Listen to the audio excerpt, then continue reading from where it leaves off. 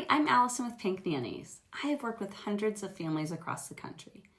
I work with high-profile families, including celebrities, political leaders, tech leaders, and doctors. I work with first-time parents, blended families, households with staff, and households on their own.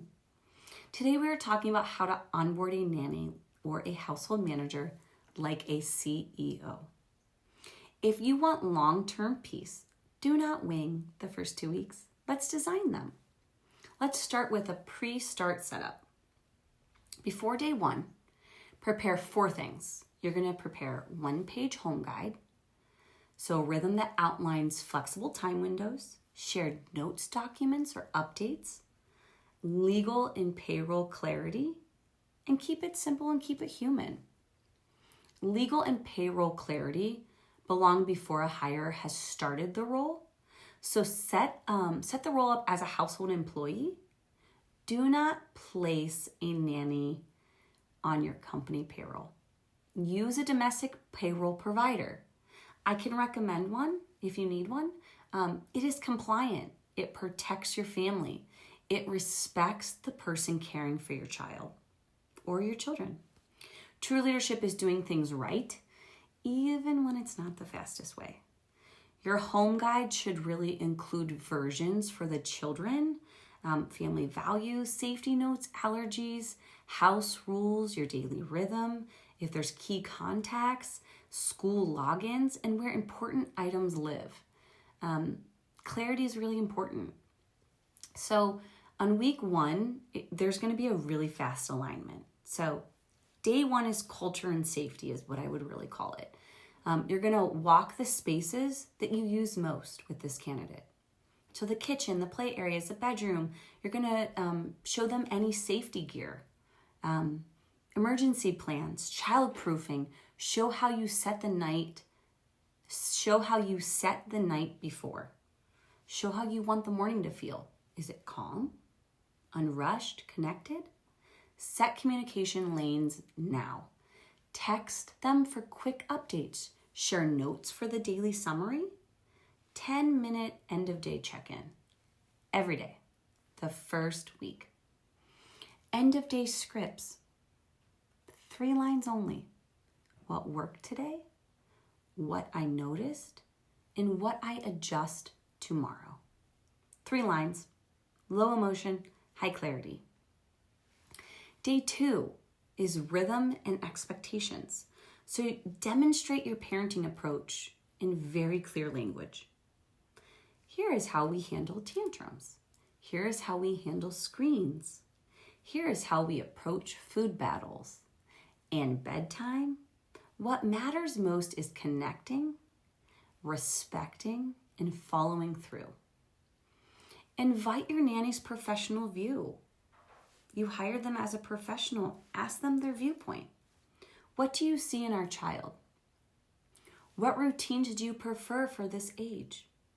What small tweaks would you try tomorrow? Agree on 2 tiny experiments to test the next day. You never know what can work.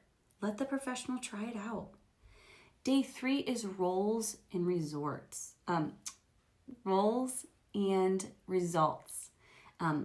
Map reoccurring responsibility. So I always say there's morning lunch, school handoff, after school flow, and then evening landing. List outcomes, not vague wishes. Examples. So back pats, reset by the door. Lunch items prepped the night before bed. Calm corners set before school pickup. Lights low after dinner to cue downtime in bed. Write these outcomes in your shared notes. Fewer words, more signals. Pay structures belong in writing from the start. Household rules are not salary exempt. List an hourly rate and pay overtime when required by law. Live out nannies receive time and a half, anytime over 40 hours per week in a work week under the federal rules. Live-in rules differ federally, and some states add stricter requirements. Put the numbers in the agreement so there's no confusion later. Day 4 is systems. Document repeatables.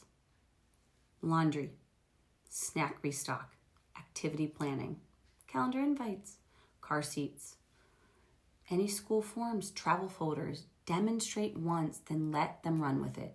Confirm what success looks like with 3 bullet points per system. Day 5 is boundaries and practice. Define the work hours, on-call rules, photo policy is really important, social media rules, driving and mileage, travel terms, sick day and protocol, house guests and vendor access. If the scope grows, make a trade or adjust pay. Silent job creep, it erodes trust. And clean changes build it. Day 6 is practice and feedback. Run the day with your new rhythm. Use the 3-line summary at close and at the day's end. Praise specific wins. Thank you for moving snack to the porch. The afternoon was easier. I noticed the note that you left for the teacher. That protected the day. People repeat what they notice. Day 7 is your alignment checkpoint. Sit for 15 minutes. Ask 4 questions. What feels good? What feels heavy? What are the changes that we are going to make next week? And what do we appreciate about each other? If alignment is off, decide now. Adjust the scope or expectations, or completely pause on that match. The first week is the cleanest moment to change course. So a CEO example that you will recognize for this is I want to give you a picture of, that only a CEO or a founder will recognize, and I promise you it will make sense at home. So a tech CEO I worked with was 2 weeks from a major product launch, and she had a board meeting on the calendar, auditors circling for the SOC, sales asking for pricing, and a full stack of moving parts. She did not try to hold it in her head. She built an operating brief. It was 1 page. It was purpose, risk, owners, and deadlines. And she ran a pre-mortem with her team. If this launch fails next week, what went wrong?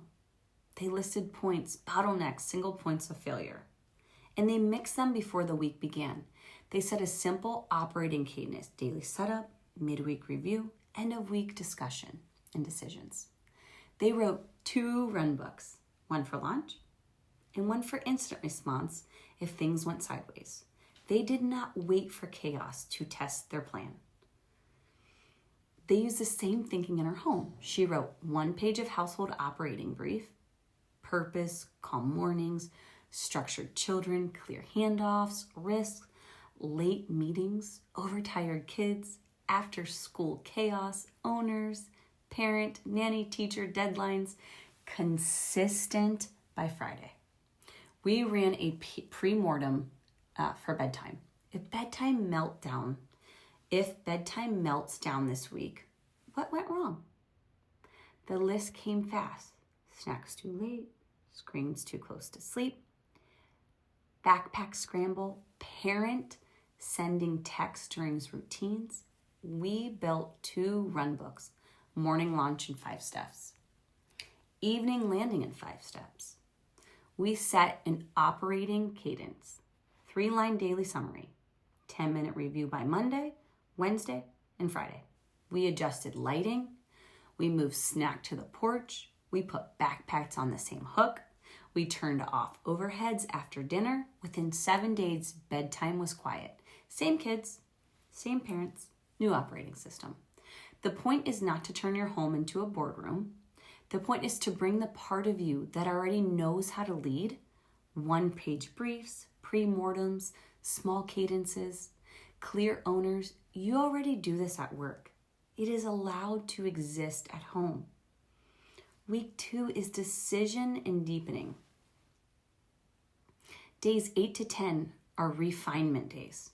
Keep the 3-line summary.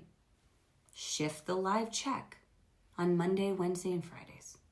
Add 2 simple SOPs: morning launch in 5 steps, evening landing in 5 steps, and body relaxes when life is familiar. Morning launch example. Breakfast, teeth, bags, review plan, out the door calm. Evening landing example. Unpack, snack, free play, dinner, story, lights low. Day 11 is growth and goals. Most roles in a home are trainable. The qualities that are not trainable are curiosity, humility, and steadiness. Skills can be taught. Processes can be explained. Schedules can be learned. Hire for mindset and train for mastery. Model the same mindset as the parent employer. Set one small goal for the next month. Examples are child learns a new independent task. Mornings start 5 minutes earlier without rush. One new outdoor routine after school. Day 12 is calm language. Replace high conflict phrases with low conflict cues. Instead of do not run, say walking feet. Instead of stop yelling, say softer voice. Instead of calm down, say let us breathe together. Children and adults both respond to the picture you paint with words. Day 13 is relationship care. Use dignity language for friction. I want to share something I am noticing and hear how it feels for you. Be specific and brief. Invite their view. Decide on a small change. Confirm it in writing. And then follow up in a week. The relationship is the work and treat it as such. On day 14, it's a decision. Sit for 15 minutes and answer 3 questions. Are we aligned? Are we calm? And are we building rhythm? If yes, lock it in. Move it to a weekly 10-minute check-in on Mondays. Keep the shared notes for daily summaries and celebrate the effort out loud. If the answer is no, be kind and decisive.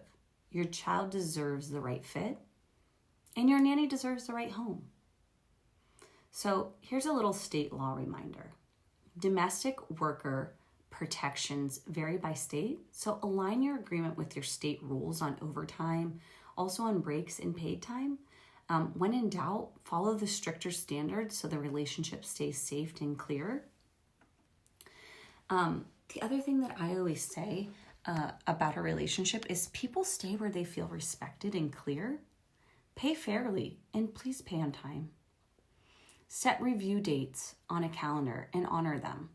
Tie raises to growth and impact with specific examples, and then offer training and professional development. When people are invested in, they invest back. So catch good work in the act and speak to it. Thank you for protecting nap. That evening was smoother. Thank you for the calm handoff. My workday ended well because of that. Those sentences, they are retention. They cost 10 seconds, and they really change the culture of your home. Remember this, most tasks at home are trainable. The qualities that cannot be taught, their mindset, their curiosity, and their steadiness. Skills can be taught, processes can be explained, and schedules can be earned. What your children feel is your calm, and what your nanny repeats is the clarity that you model. Here is the whole plan in one breath. Prepare your guide, rhythm, shared notes, and legal setup before day 1. Use daily 3-line summaries in week 1. Agree on tiny experiments and document systems by day 4. Check alignment on day 7. Refine in week 2. Decide on day 14. Keep what works and change what doesn't. Onboarding is not paperwork. It is alignment. And do it the first 2 weeks, and the rest will feel so easy. I am Allison with Pink Nannies, and this is how you onboard like a CEO.